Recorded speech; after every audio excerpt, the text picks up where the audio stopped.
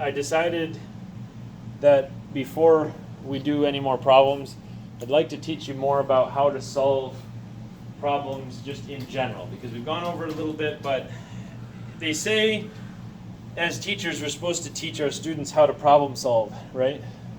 And how to think critically about things. I don't think that we do a good job at that, because what ends up happening is that you have problems, for example, like in the ideal gas law or in math class, and then you get the answer, you get the solution, and you're not necessarily prepared to apply those same problem-solving strategies to your life. Does that make sense? Okay. So let's go over the general method of solving any problem. Do you remember what we said it was?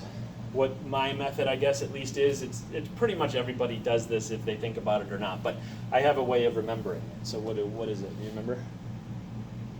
It stands for something. It's like your directions for solving any problem. What is it? GPS, right? So focus on this for a second, guys. So G stands for what? Do you remember? It's the first step to solving any problem, really. Remember what it stands for? It stands for given.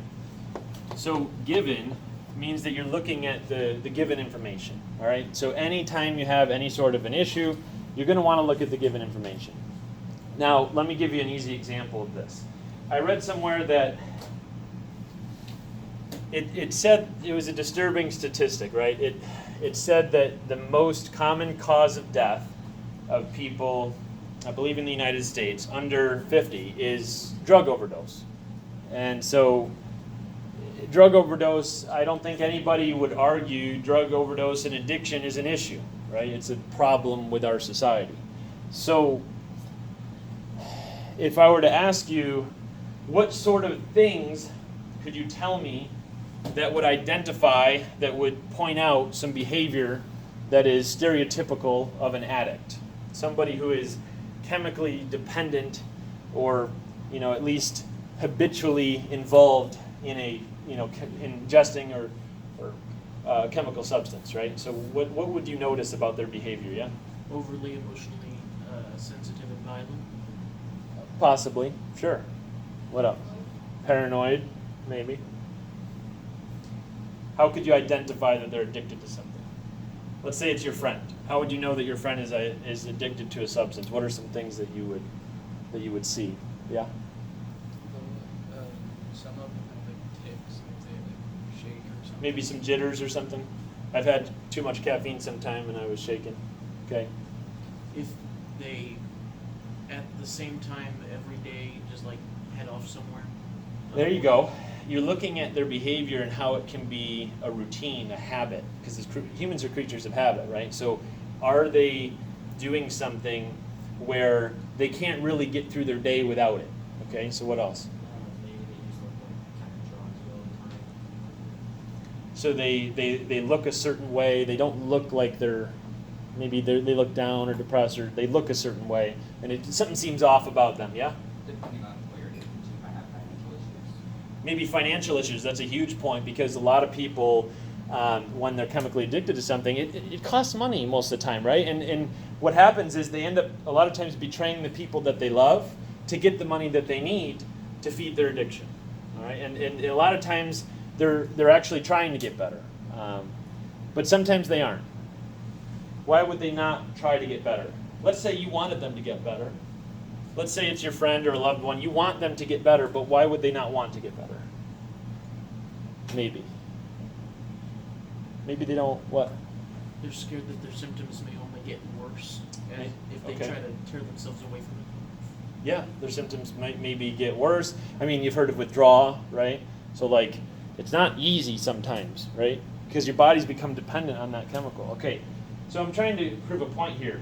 Really what's happened is that they haven't, a lot of times, identified that they've had a problem. Like, they don't see it, that they have a problem. So why would you try to solve a problem that you don't think that you have, right? Does anybody try to solve a problem that you don't even know is in existence, right? So the first step, they usually say, with rehab, one of the first things that you have to do is admit that you have a problem. Now, some people that admit that they have the problem can't even solve it, right? They're working at it. And they say that relapse is sometimes part of recovery, right? But the idea that you first have to accept that there is a problem. Now, how would you be able to identify that there's a problem? We talked about it, didn't we? But in general, we have to look at our given information. We have to look at the information that we gather through our senses, right? So in general, how do we get our given information about the world? You hear things, see things, smell things, right? So that's in general what happens. Now, when you have this given information coming into your senses, coming into your brain, do you remember everything that comes through your senses? No, that would really actually be kind of cluttering, right? So like, you see what Jimmy's wearing today? Now, if everybody remembered what Jimmy was wearing 50 years from now, it'd be kind of strange, wouldn't it? Wouldn't that kind of seem like a little bit of like excess information, like you don't really care necessarily 50 years from now what Jimmy was wearing in the classroom during, fourth block or whatever? Okay, so my point is that most of the time when all the information coming through your senses, most of the time you're just instantly getting rid of it. Like you fail to ever encode it as a memory in the first place. Okay, so that's pretty much what's happening when you have this sensory information coming into your brain. You kind of have to decide at some point whether or not you want to encode that and whether you want to remember it. Is it important? Is it worth it?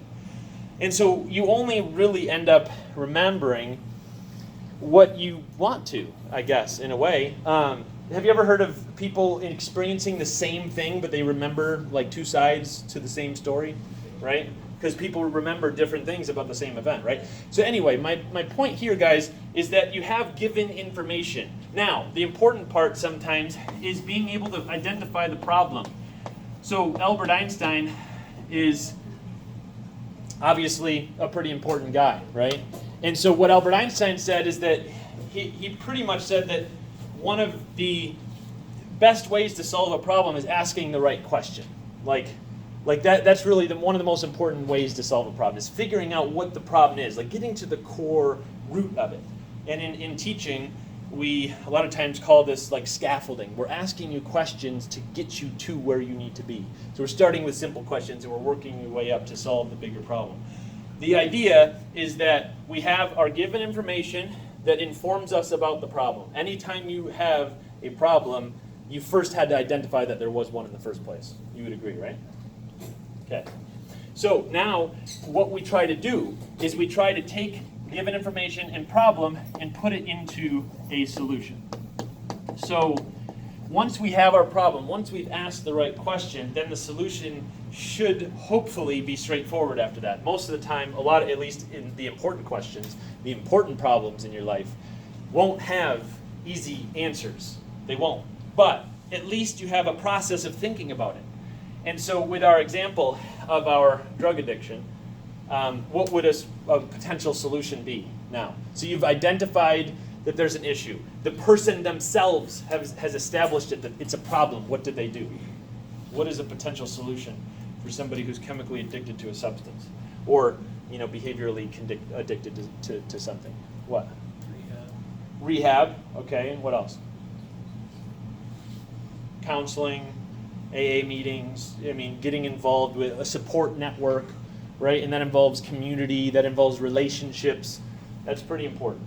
Now, it doesn't mean that they're going to fix the problem. It just means they're working at it. They're going through the process of the solution. Like with Alcoholics Anonymous, I believe they have the 12 steps. So you have steps that you follow, and hopefully there's people out there that care about you, except when there's not.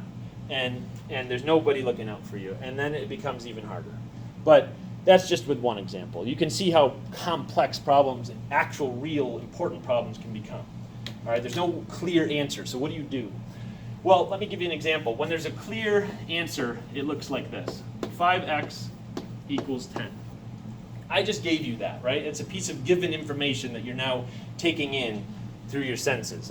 You heard it through your ears. You're seeing it. You're seeing the light reflect off of this. That information is being fed into your brains right now. What would you say the problem is?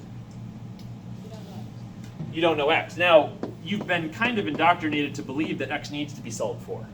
All right? because I never said that you had to solve for x. I just said 5x equals 10. But most of the time, you're just going to say, okay, well, we need to solve for x, because you've been trained to solve problems, right? But the idea is that, okay, well, let's give some meaning to this. So let's say there's 10 people, and you want to put 5 people in a group. How many groups can you have? 2. Now, what's the process behind solving it algebraically, right? We could do 5x equals 10, divide both sides of the equation by 5, x equals 10 divided by 5, which we can simplify down to what? 2 over 1 and 2, right? So the answer is 2, but the point still is the same. If it's math, if it's physics, if it's chemistry, if it's life, it doesn't matter. If there's given information, we can find a problem and then solve it. You good so far? Okay. So let's get into some other questions that might not be so easy to answer. All right? This one. Why do you exist? That might be a problem, or at least it's a question. How would you go about reconciling? How would you go about solving this problem? Most people spend their whole lives figuring that out. So what do you think? I think a lot of people look at it with religion too. Okay.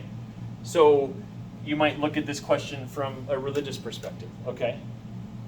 We look at it based on a science perspective because, the DNA or the RNA from both your mom and dad created you. Got it. That's why you exist. Okay, so what we could say is we could talk about how you came to be about, right? So that's more of like how do you exist, right? But why do you exist is more of like, what is the purpose of your existence, not necessarily how you were created biologically from the 23 chromosomes of your parents coming together, making that 46 chromosome new diploid organism. We're talking mainly about why do you exist in the sense, okay, we already know that you were created, why are you here in the first place? Now, if you think about it, if your distant ancestors never got together, if your grandparents never got together, if any one of the people in your direct heritage didn't do what they did, you would not exist. Isn't that a weird thing to think about? So it's crazy, but why do you exist really? I'll try to give you some help answering this question. Another way of asking this question really is, what is your purpose? So how can you find your purpose in life? Well, biologically, we would say that your purpose is to reproduce from like an evolution perspective, from a biological perspective. If you think about it, if reproduction stopped today, the human species would be completely extinct in approximately 100 years, which is weird to think about, isn't it? Like, if no more babies were born today, that humans just wouldn't even be here at all from now 100 years. 100 years. That's like you are the last generation.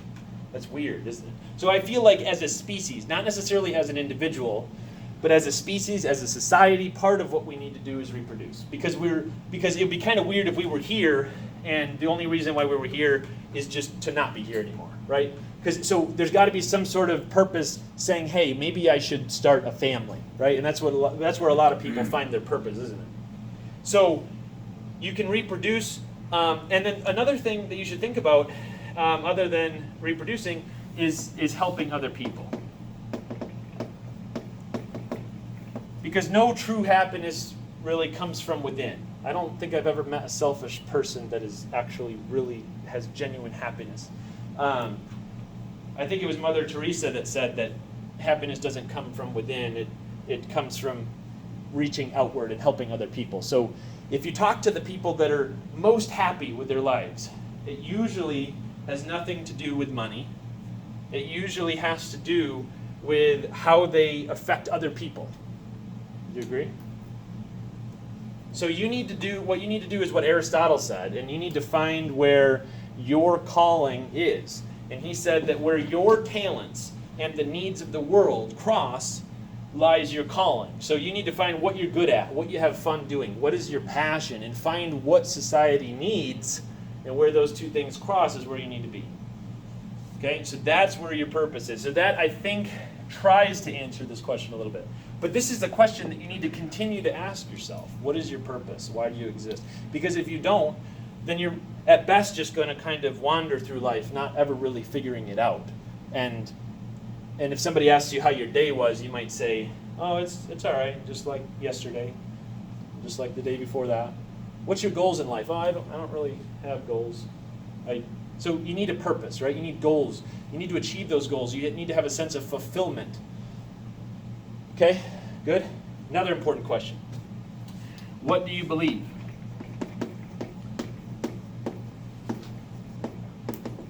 Okay, now that's a pretty general question, right? What do you believe? So let me ask you this. It's a lot of times it's hard at like Thanksgiving dinner. It's hard when you get together with a group of people that you care about to talk about things such as religion and politics, isn't it? It's sometimes divisive, right? Let me prove that to you. How many people think Donald Trump is a good president right now? Anybody? Okay. Not bad.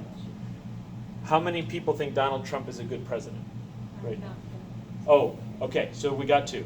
How many people don't want to answer, don't know enough about it to answer, or don't care? So let's go with that. Change my answer. Okay. And then how many people think he's not doing very well? Okay. So the point that I'm trying to make here is that you can clearly see from your behavior right there that that question is almost like triggering, right? It's almost like it's been built up in our minds to like cause emotions for some reason. So it's kind of interesting how a question like that can get people worked up. And what happens is that people, instead of going to logic, they go to emotion, don't they? Okay, so check this out. What do you believe? Well, in my opinion, you can think about things logically, or you can think about things with emotion. When people talk, they conjure up emotions as they're talking, and you can either govern your thoughts with logic or govern them with emotion. So what I recommend to you is asking yourself everything that you believe. Ask yourself, why do you believe that? Because there's always a reason. There's always a reason why people behave the way that they do. Always. It might not be right. It might not be moral or ethical, but there is a reason for people's behavior. What it stems from is nature and nurture. You heard of that? So nature is pretty much biologically who you are. You don't really have control over that. That's coming from your parents. Now, your environment, you don't really have too much control over either, at least at first, because you're born into an environment where your parents really kind of determined what environment you're born into, didn't they? Like, you had no choice over that. So that's really where this idea of what you've probably heard, which might be another triggering word, privilege. You've heard of that?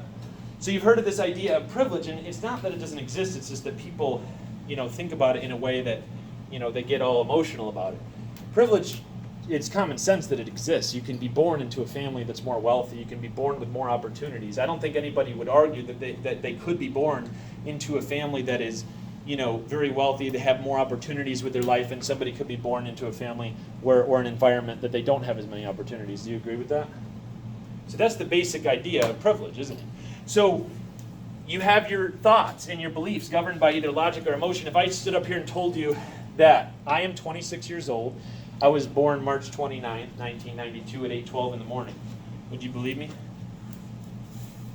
Okay, well, you should, because that's what it says. Like, that's my birth certificate. That's at least what I was told. I don't remember that, do I? I don't remember that day. I mean, I was just born. I wasn't capable of really forming too many memories at that point. So, but I have a good reason for believing that, don't I? I have evidence. That's what science is all about, is the pursuit of knowledge in an organized fashion, the pursuit of truth. So in a courtroom, if somebody said, I was not there at the scene of the crime. I swear I was not there, and this is my alibi. But then forensic evidence comes along, finds your DNA at the scene of the crime. What do you think the judge cares more about? The logic, the science, the evidence, right? Okay, people don't really care about what you think, believe it or not. People care more about actions. Have you ever heard actions speak louder than words, right? So these are important things to think about. All right, so I think we're pretty much done with this idea of what do you believe. But you really have to start asking yourself, how am I going to solve problems in my life? And it really all stems back to you're given information. You're taking in information through your senses, right? You have knowledge about the world, whether it's a math problem, whatever. Then you establish what is the problem. Well, like, you could even apply this to goals. What is my goal? What is my solution? You could even apply this to business and say, hey, here's what I'm given. I'm given a certain amount of money. This is where I'm at. What is the problem? What is my target audience, right? Who am I targeting in terms of where I'm marketing my product? And then what's my solution? How do I get there? So most people fail to think about this, and they fail to apply this basic process in their life, and it really leads to a life that you don't really understand the world. The best that you can hope is that you go through the world and you're looking at things. But let me tell you, there's a big difference between going through the world looking at things than there is to actually seeing what they are, right? So knowledge is not only power, but it's the key that unlocks the hidden beauty of the world. It allows you to really see things, not just look at them, right? And so when I go through the world looking at things, I actually see them for what they are. I understand more than, I would say, a significant amount of people, at least when it comes to science, right? When I look at things, I'm not seeing the same things that you're seeing because I understand the world maybe in a different way. And so if nothing else from this, hopefully you go forward and now you have the tools or the way of thinking about life. You have a foundation now in how to solve any problem. All right?